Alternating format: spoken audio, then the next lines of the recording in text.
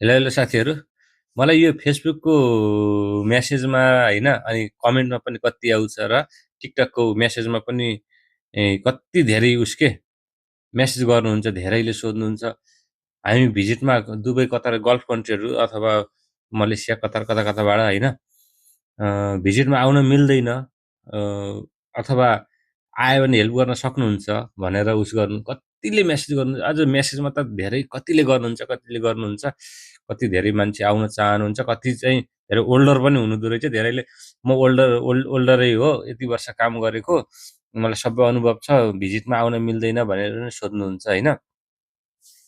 अब नेपालबाट हेर्दाखेरि चाहिँ भिजिटमा त अब कोरिया सायद दिँदैन होला। पहिला पहिला त आउँथे, मेरो घरतिरको साथीहरू पनि आएर पनि फेरि गइसकेका होइन, भिजिटमा आएर पनि गए। तर आजभोलि चाहिँ त दिँदैन भन्ने सुनेछु। अब मैले आएको मान्छे पनि थाहा पाएको चाहिँ छैन होइन। तर विदेशतिरबाट चाहिँ हुन्छ भन्ने धेरैले भन्नुभएको छ। र मलाई एउटा अर्को दाइले पनि भन्नुभएको थियो, मेरो घरतिरको दाइले पनि भन्नुभएको थियो, थाइल्यान्डबाट है, थाइल्यान्डबाट चाहिँ आउने प्रोसेस गर्न पर्छ, क्या मिल्दो रहेछ भनेर उस गर्नुभएको थियो। त्यो सम्बन्धी पनि मलाई चाहिँ धेरै चाहिँ थाहा छैन। अब त्यो त्यतातिरको गल्फ कन्ट्रीतिरको अथवा अरू देशबाट, नेपाल बाहेक अरू देशबाट हजुरहरू भिजिटमा कोरिया आउने त अब हजुर त्यतैतिरको मान्छेहरूलाई सोध्ने भने थाहा होला। अब त्यही उहाँ हजुरहरूलाई थाहा भएको भएर पनि सोध्नु भएको होला। र अनि अर्को कुरा के सोध्नुहुन्छ भने, आयो भने काम पाइन्छ कि पाउँदैन, कस्तो हुन्छ के हुन्छ भनेर सोध्नुहुन्छ क्या कोरिया आउनको लागि।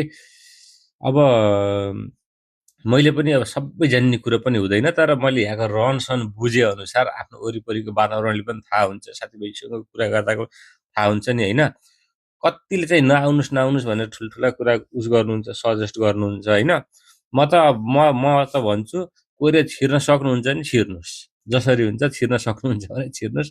कोरियामा त्यस्तो धेरै कडा पनि गर्दैन, त्यति धेरै कडा पनि गर्दैन कोरियामा। तर के हुन्छ भने, तपाईँ आउँदै हुनुहुन्छ भने तपाईँहरूले चाहिँ आफ्नो साथीभाइहरूसँग चाहिँ सम्पर्क गर्नुपर्ने हुन्छ है। त्यो कोरियामा जो हुनुहुन्छ, तपाईँको आफ्नो हुन्छ नि, त्यहाँ साथीभाइ हुनसक्छ, आफन्ती हुन सक्नुहुन्छ, उहाँहरूले सहयोग गर्नुपर्ने हुन्छ हजुरहरूलाई कोरिया आइसकेपछि। अब हामीले गरेर हुँदैन, मैले गरेर हुँदैन होइन।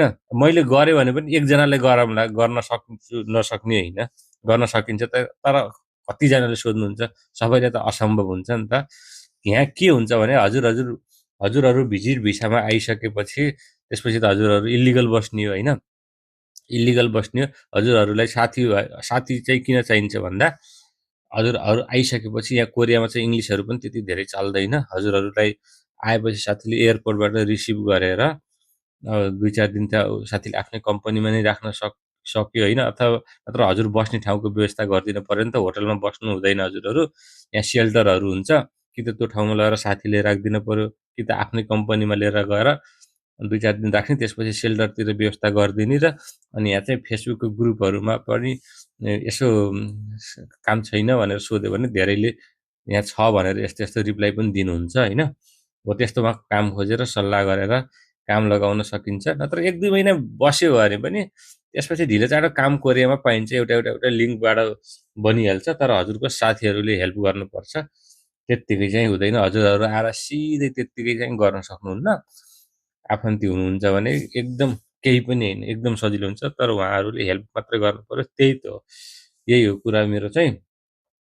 अब हजुरहरू सबैलाई चाहिँ मैले मेसेजबाट चाहिँ रिप्लाई दिएर पनि साध्य पनि नहुने होइन। त्यही भएर यदि हजुरहरू भिजिटमा आउन चाहनुहुन्छ भने अब इन्ट्री हुनेसम्मको जिम्मा चाहिँ हजुरहरूकै हुन्छ। त्यसपछि चाहिँ आफूले साथीभाइहरूसँग सम्पर्क राखेर साथीभाइहरूले सहयोग गर्यो भने आएर कोरिया आएर मस्त काम गर्दा हुन्छ। यहाँ चाहिँ कम्पनीमा हजुरले काम गरेको कम्पनीमा अथवा कोही अरूले उजुरी नगरिदिँदासम्म बाटोमा खोज्दै त बाटोमा चाहिँ हिँड्न भएन। नत्र गाउँ एरियामा यस्तातिर खोजेर चाहिँ हिँड्दैन के। आफू चाहिँ आइसक्यो भने, आउन पाइयो भने, कथम कदाचित आउन पाइयो भने सबैसँग मिल्नुपर्छ। मिलेपछि केही पनि हुँदैन। र म चाहिँ यही भन्न चाहन्छु, हजुरहरू आउन सक्नुहुन्छ, गल्फ कन्ट्रीतिर कतैबाट यसो कागजपत्र मिलाएर आउन चाहनुहुन्छ र आउन सक्नुहुन्छ भने आउँदा हुन्छ, मस्त कमाइन्छ। यहाँ अब अरू देशभन्दा ठिकै छ, राम्रै छ। अनि काम नपाउने होइन, काम जति पनि पाइन्छ। त्यही हो, अब काम पैसा धेरै भएको नपाउने कुरो छुट्टै हो।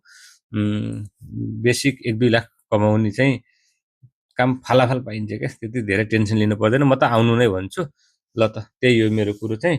अब भिडियो हजुरहरूलाई कस्तो लाग्यो, कहाँबाट हेर्दै हुनुहुन्छ, कमेन्ट गर्न नभुल्नु होला। मन पर्यो भने सेयर सब्सक्राइब गर्न नभुल्नु होला। नयाँ हुनुहुन्छ भने फलो पनि गर्न नभुल्नु होला है त। हस् त, धन्यवाद।